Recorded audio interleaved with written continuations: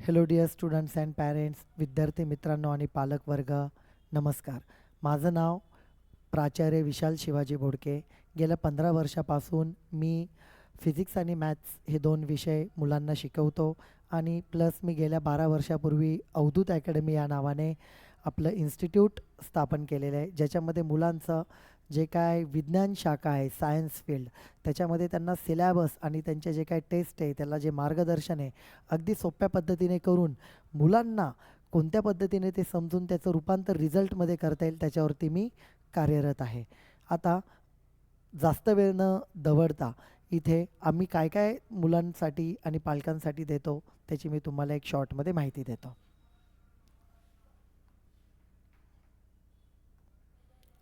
बघा, पहिली गोष्ट तर आपले हे जे फील्ड्स आहेत तुम्हाला इथे डोळ्यासमोर दिसत असतील, ठीक आहे. तर यामध्ये जर आपण बघितलं तर सायन्स फील्ड, ठीक आहे.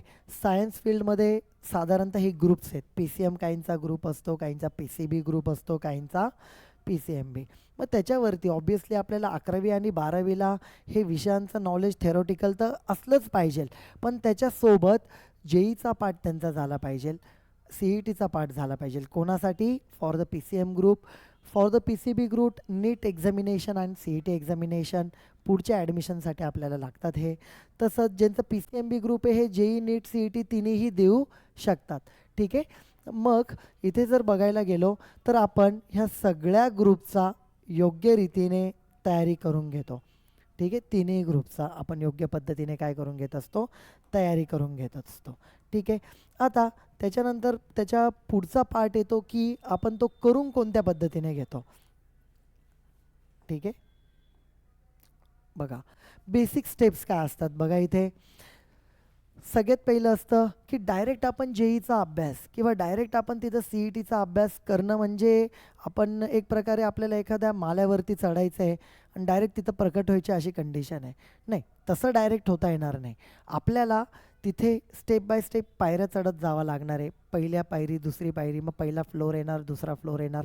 त्या पद्धतीनेच तिथं जेई आणि सी ई टीच्या एक्झाम्सला आपल्याला पुढे म्हणजे फेस करायचं असतं, ठीक आहे.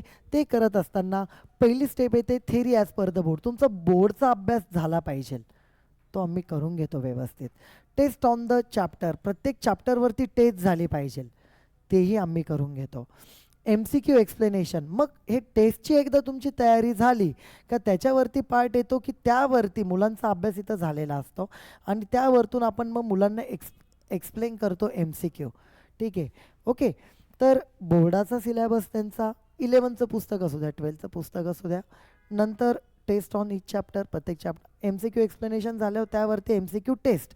तर एम सी क्यू टेस्ट आम्ही दोन पद्धतीने घेतो.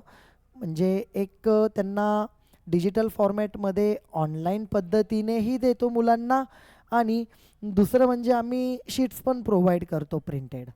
ओके, जरी तुम्ही दूर असाल आमच्यापासून, माझं पुण्याला जरी इन्स्टिट्यूट असेल तरी पण तुम्ही दूर असेल, बाय पोस्ट तुम्हाला ते भेटून जातील. डोंट वरी अबाउट इट, ठीक आहे.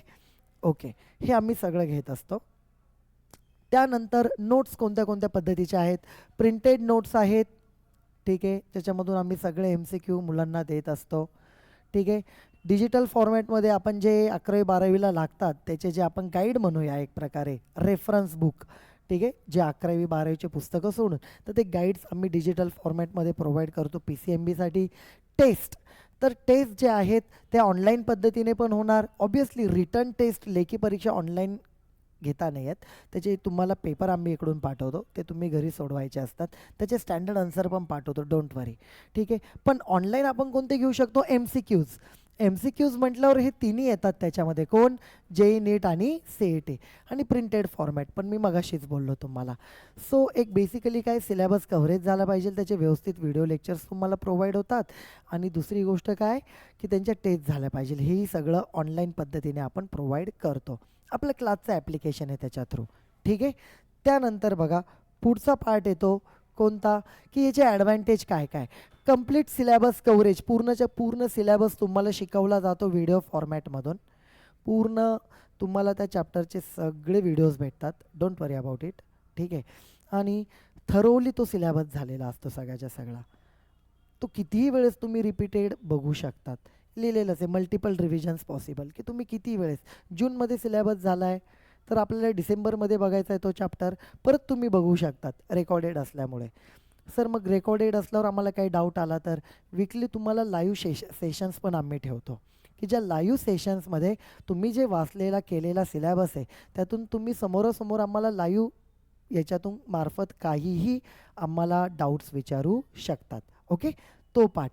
आणि best as the support system म्हणून का, ॲक्च्युअलमध्ये बघा काही काही वेळेला काय असतात की कैक विद्यार्थ्यांनी ऑफलाईन लेक्चरही जॉईन केलेलं असतं, विच इज गुड, ठीक आहे, चांगलं आहे, त्याच्याबद्दल काही डाऊट नाही. केलं नाही जॉईन, फक्त आमच्यावर डिपेंड राहिले तरी पण चालेल, सगळा अभ्यास व्यवस्थित होणार आहे.